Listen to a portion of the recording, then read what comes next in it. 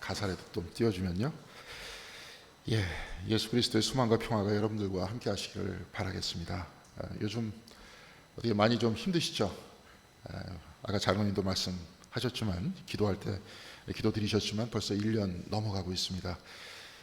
이 힘든 것이 이제 코로나 때문에 그렇기도 하고 개신교 신앙을 가지고 있기 때문이기도 합니다. 이 절망의 시기에 우리는 무슨 희망을 가져야 이길 수 있는가, 이런 생각이 드는데요. 희망이 절망을 이기는 힘이라고 할 수 있겠지만 독일의 철학자 니체는 즐거운 지식이라는 책에서 이렇게 말했습니다. 희망은 모든 악 중에서 가장 나쁜 것이다. 그것은 인간의 고통을 연장시키기 때문이다. 희망을 갖게 되니까 지금의 고통이 계속된다는 겁니다. 대통령이 되는 희망을 가지고 있다면 좋은 것일 수도 있지만 대통령이 되지 못할 때의 현실은 괴롭다는 거죠. 대한민국 최고의 부자가 되고 싶다 희망하고 꿈꿀 수 있지만 그렇지 못한 현실은 괴롭다는 겁니다. 희망이 좋다 하지만 희망을 갖게 되면 현실을 부정하고 스스로 괴로워할 수밖에 없습니다. 그래서 니체는 희망은 나쁜 것이다, 이렇게 역설적으로 말했던 겁니다.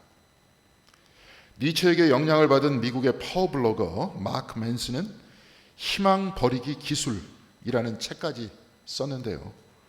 그는 여기서 더 나은 삶을 희망하지 말고 더 나은 삶이 되어라, 이렇게 말했습니다. 더 나은 삶을 희망하는 것은 현실을 버리고 미래에 초점을 맞추는 것이라면 더 나은 삶이란 현재 그리 살라는 겁니다. 그러니까 불가능한 미래를 희망하면서 스스로 고문하지 말고 현재 너 자신을 바꾸라는 이 말이죠.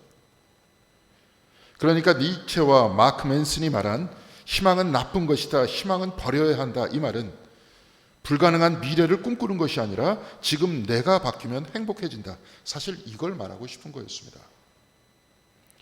니체가 말하는 나의 변화란 나를 극복하고 넘어서는 겁니다. 이것을 초인이라고 했는데 좀 쉬고 싶으면 쉬려고 하는 나를 넘어서고 게으름 피우고 싶으면 게으름 피우고 싶은 나를 넘어서는 겁니다. 나를 이기고 넘어서는 가운데 나를 만들어 나가는 것, 바로 이것이 니체가 소망하는 진정한 행복한 모습입니다.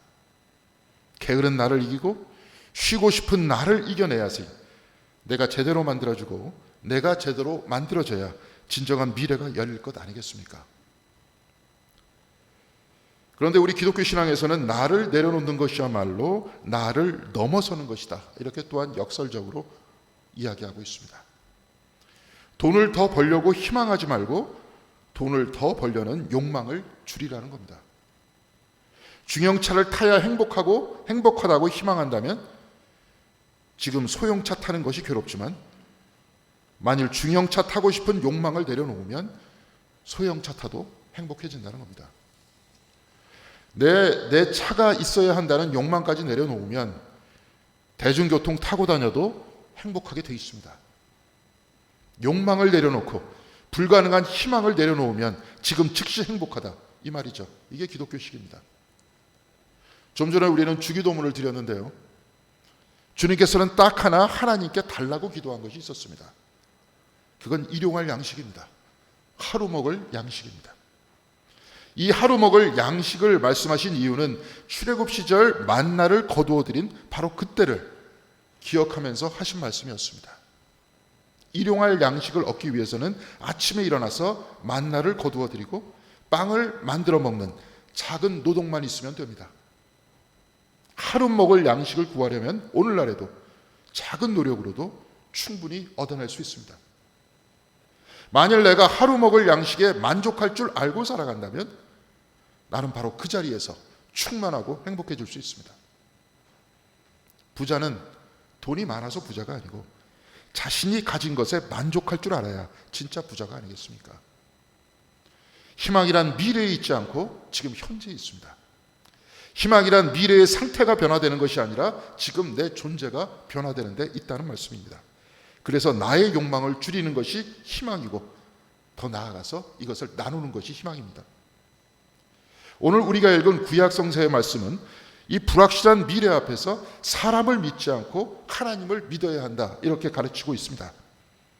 이렇게 사람이 변화하는 것이야말로 희망이고, 바로 이 희망을 통해서 이스라엘의 진정한 미래가 열린다고 말씀하고 있습니다.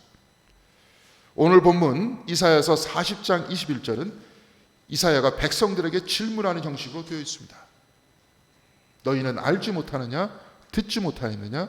태초로부터 전하지 않았느냐? 너희는 깨닫지 못하느냐? 그리고 22절과 23절에 이렇게 쓰고 있습니다. 그는 땅 위 궁창에 앉으시나니 땅에 사는 사람은 메뚜기 같으니라. 그가 하늘을 차일같이 펴셨으며 거주할 천막같이 치셨고 귀인들을 패하시며 세상의 사사들을 헛되이 하시나니. 왕과 사람들은 메뚜기일 뿐이고, 바벨론에서는 하늘이 바로 신이라고 말하고 있지만 하나님께서는 하늘을 차일과 같이 곧 얇은 커튼처럼 펼쳐내시고 이를 천막과 같이 만든다고 하셨습니다. 사람과 귀인과 또한 재판관을 믿지 말고 하나님을 믿으라고 했습니다. 오늘 본문 21절과 28절에 이사야는 반복해서 백성들에게 묻습니다. 너희는 이것을 알지 못하느냐? 듣지 못하였느냐? 깨닫지 못하였느냐? 이사야가 이렇게 반문하는 이유는 이미 유다 백성들이 다 경험했기 때문에 그렇습니다. 유다의 마지막 왕 시드기야는 바벨론 왕 느부갓네살에 의해서 세워진 그런 사람이었습니다. 그런데 애굽의 왕 바로가 이스라엘을 침공하여서 예루살렘에 있었던 바벨론 군대를 몰아냈습니다. 당시의 상황을 보면 유대 땅은 마치 우리나라와 같이 길목에 있는 것 같습니다. 강대국 사이에 있었던 우리나라는 예로부터 크고 작은 전쟁이 끊어지지 않았죠. 지금도 강대국들이 한반도 중심으로 대치하고 있지 않습니까? 바벨론과 애굽이 유다를 중심으로 대치하던 그 상황에서 하나님께서는 예레미야서 37장 6절에서 8절까지 이렇게 말씀하셨습니다. 여호와의 말씀이 선지자 예레미야에게 임하여 이르시되 이스라엘의 하나님 여호와께서 이와 같이 말씀하시니라. 너희를 보내어 내게 구하게 한 유다의 왕에게 아뢰라. 너희를 구하려고 나왔던 바로의 군대는 자기 땅 애굽으로 돌아가겠고 갈대아인이 다시 와서 이 성을 쳐서 빼앗아 불사르리라. 예레미야가 이렇게 예언했는데도 불구하고 시드기야 왕을 비롯한 당시 유다의 백성들은 이런 예레미야의 예언을 이해할 수 없었습니다. 애굽은 바벨론보다 더 힘이 세니까 애굽 편을 들어야 유다 땅은 평화로울 수 있다, 이렇게 생각했던 겁니다. 지금 우리도 이렇게 생각하죠. 미국이 세계에서 제일 세니까 미국 편 들어야 안전하고 행복할 수 있다, 이런 생각과 똑같은 겁니다. 그런데 예레미야는 애굽의 힘에 의지하지 말라, 사람의 힘에 의지하지 말라고 말합니다. 그리고 바벨론과도 싸우지 말라고 말합니다. 편들지 말고 싸우지도 않는 평화 안에서 하나님을 의지해라. 예레미야의 예언은 바로 이것이었습니다. 그런데 만일 내가 이 상황에 있다면 과연 우리는 하나님을 의지하고 당신께 모든 것을 맡길 믿음과 용기가 있었겠습니까? 내 상황이 불투명한데 완전히 나를 내려놓고 하나님만을 의지할 수 있겠습니까? 이런 예레미야의 예언을 들은 시드기야는 집권 내내 망설였습니다. 하나님께 맡길 용기가 없었고 그 용기를 지탱할 믿음이 없었던 겁니다. 그래서 그는 결국 사람의 힘을 선택합니다. 애굽과 연합해서 바벨론을 치려고 했던 겁니다. 이 소식을 들은 바벨론의 느부갓네살 왕은 크게 노하면서 유다를 침공해서 예루살렘 성을 18개월 동안이나 포위했습니다.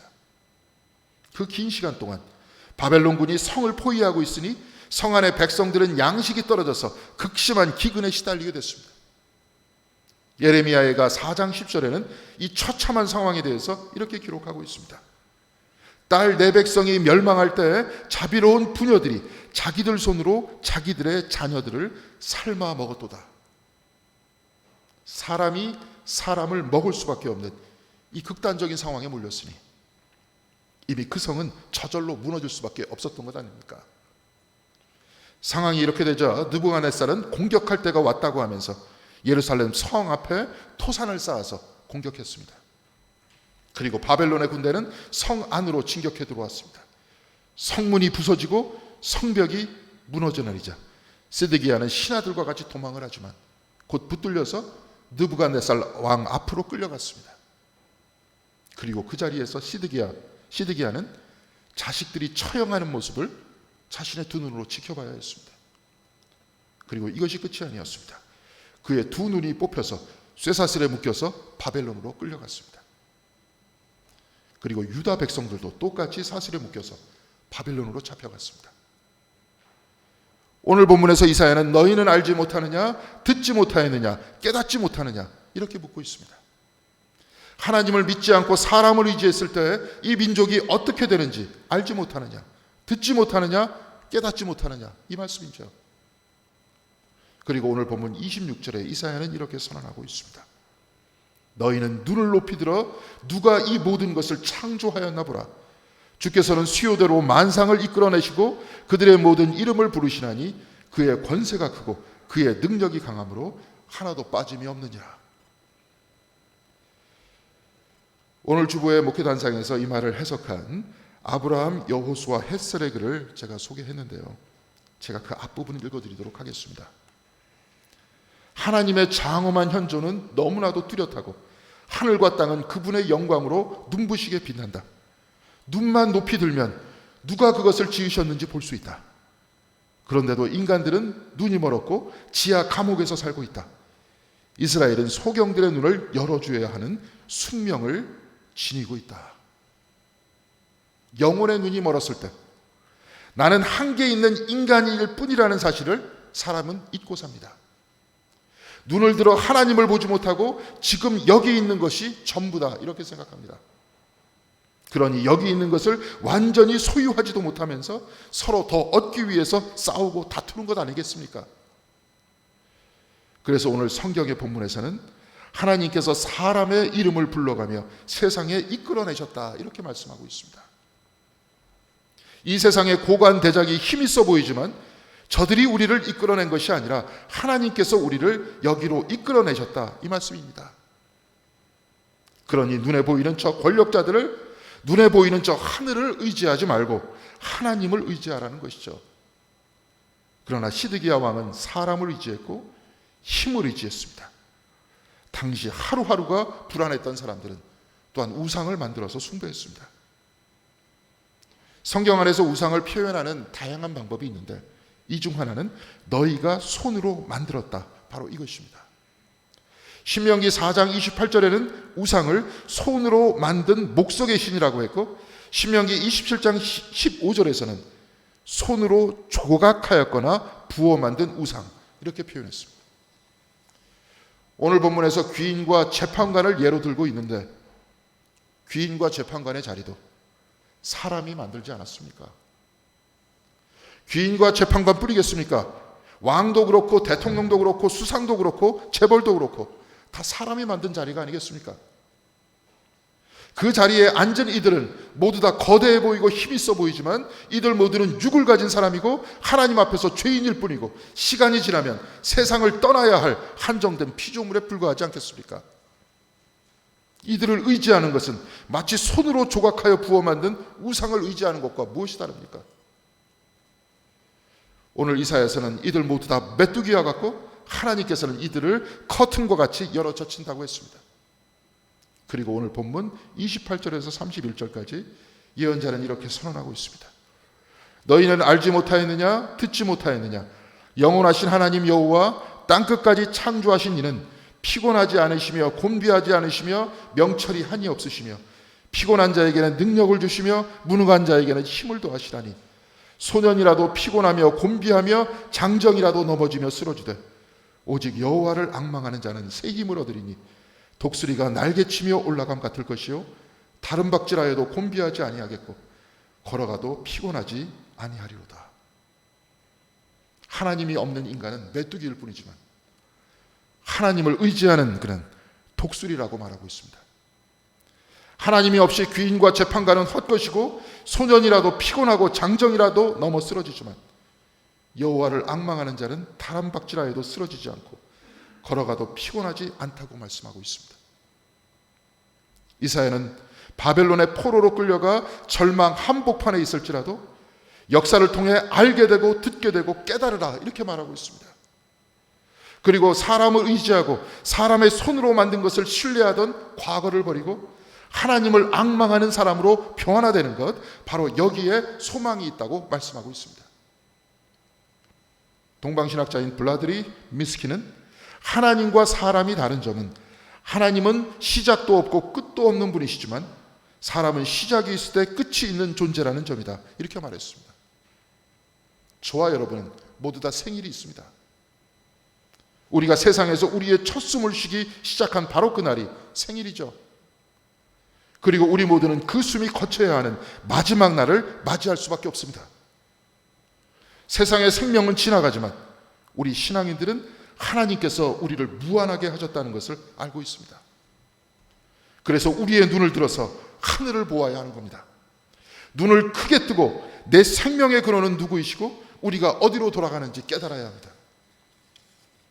하나님을 의지하지 않고 사람과 우상을 의지하는 인생은 그냥 지나가게 되어 있습니다. 우상과 사람이 우리에게 영생을 주는 것이 아니고 하나님이 우리를 무한하게 하시고 그리고 우리에 대한 하나님의 사랑도 무한하기 때문에 그렇습니다. 그래서 세상의 것과 우상을 의지할 때 넘어지고 쓰러질 수밖에 없지만 하나님을 의지할 때 그는 다시 일어나고 다시 날아오르고 그는 영생의 삶을 살아간다고 말씀하고 있습니다. 왜냐하면 이스라엘에 대한 그리고 저와 여러분에 대한 하나님의 사랑은 영원하기 때문에 그렇습니다. 지금 우리 교회는 위기입니다. 제가 말씀드리지 않아도 다 아실 겁니다. 요즘에는 확진자들이 어떤 형식으로든 교회와 연결되어 있습니다. 그래서 사람들은 개신교를 증오하고 있습니다. 저번 주에 교보문고 앞을 지나가는데 갑자기 눈에 들어온 두 분이 계셨습니다. 교보 빌딩 앞에 한옥으로 된 친경기념비라고 있는데 지나갈 때마다 거기서 전도하는 분들이 계십니다. 나이가 드신 어르신들인데 예수 믿으라고 전도하고 계셨습니다. 이 모습을 보니까 안타깝기도 하고 걱정되기도 했습니다. 이런 상황에서도 전도하실 수 있겠나? 또한 여전히 광화문에서는 확성기로 예수를 믿으라는 소리가 들렸습니다. 그런데 그 누구도 귀를 기울이지 않고 있었습니다. 지난 1월 28일에 나온 감리교 당당 뉴스의 기사는 또 교회 지긋지긋하다, 전도문 완전 꽁꽁, 이런 기사가 있었습니다. 이 기사에서 익명의 목회자라는 사람을 통해서 이렇게 말하고 있습니다.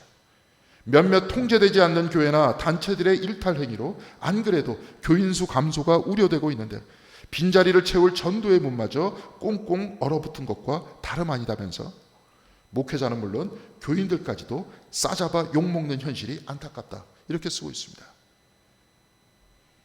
저도 요즘 정말 안타깝습니다.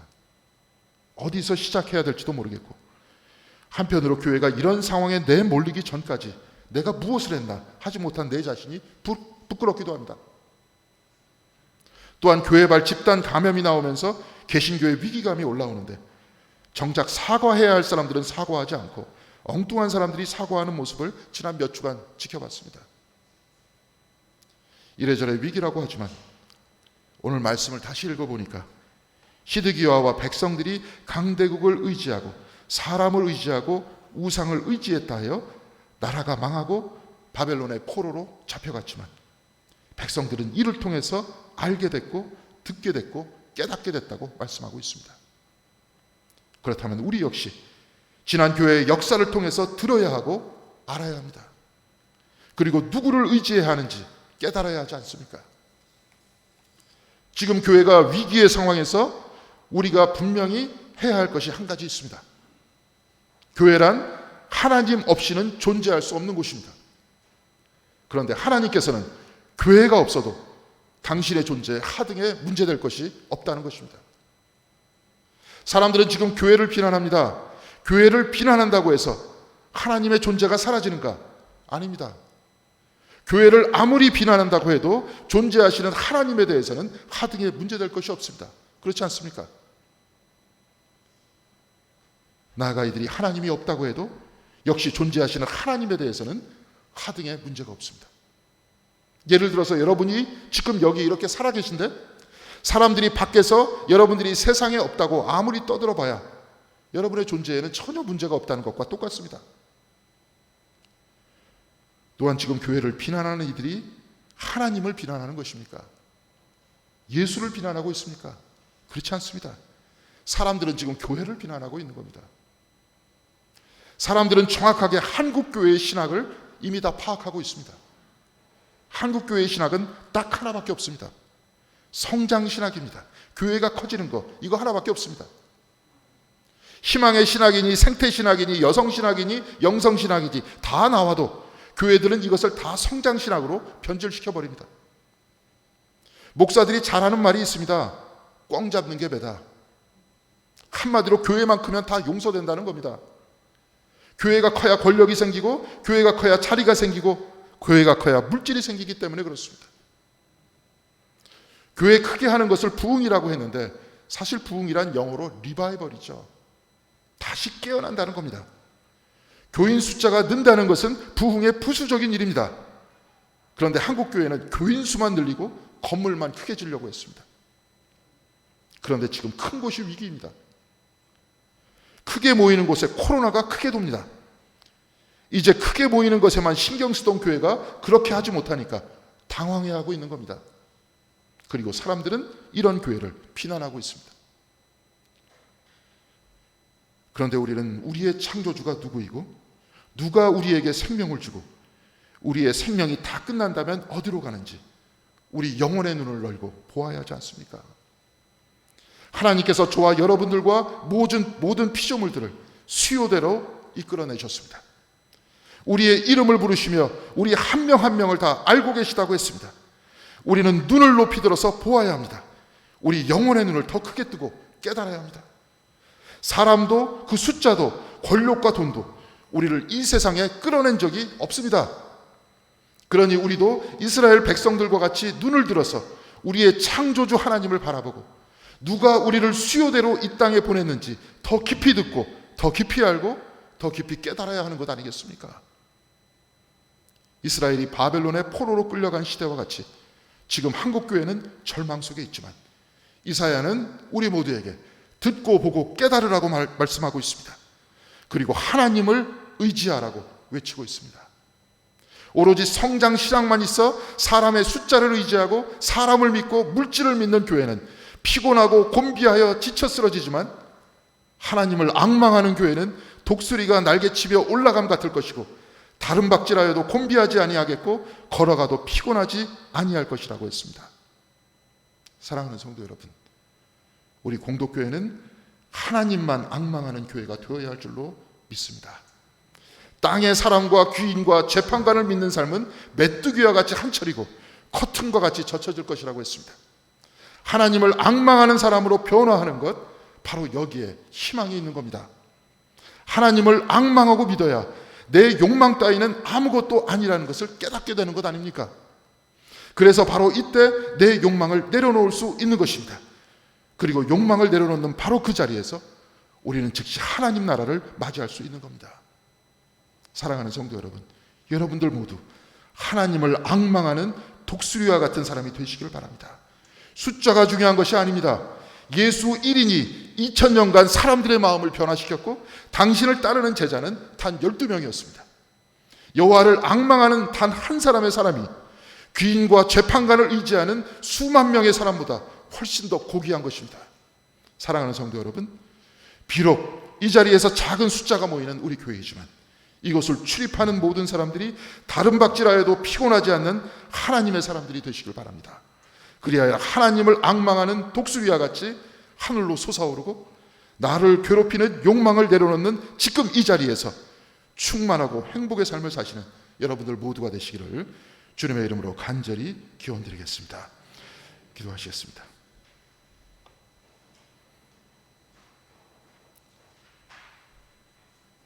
우리 모두는 지금 위기 안에 있습니다.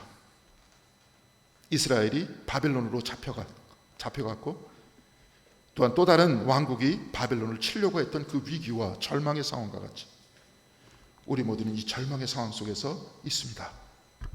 그러나 이 가운데에서 우리는 말씀을 듣고 또한 알고 깨달아야 한다고 또한 오늘 말씀을 전하고 있습니다. 누가 우리의 창조주이시고 누가 우리에게 생명을 주고 누가 우리를 이끌어 나가는지를 알고 깨달아 할 수 있는 저희들 될 수 있도록 붙들어 주시옵시고 이 가운데 다시 새 힘을 얻고 일어서는 우리가 될 수 있도록 인도하여 주시옵소서. 세상이 어떻게 변할지라도 우리 공동교회 더욱 말씀을 가까이 할 수 있도록 도와주시옵시며 더욱더 하나님의 영에 감동하는 저희들이 될 수 있도록 도와주시옵소서. 그래야 해서 다시 일어나고 희망을 바로 지금 내 삶 속에서 발견하는 우리 모두가 될 수 있도록 인도하여 주시기를 바라며 이 모든 말씀 우리 주 예수 그리스도의 이름으로 기도드렸습니다. 아멘.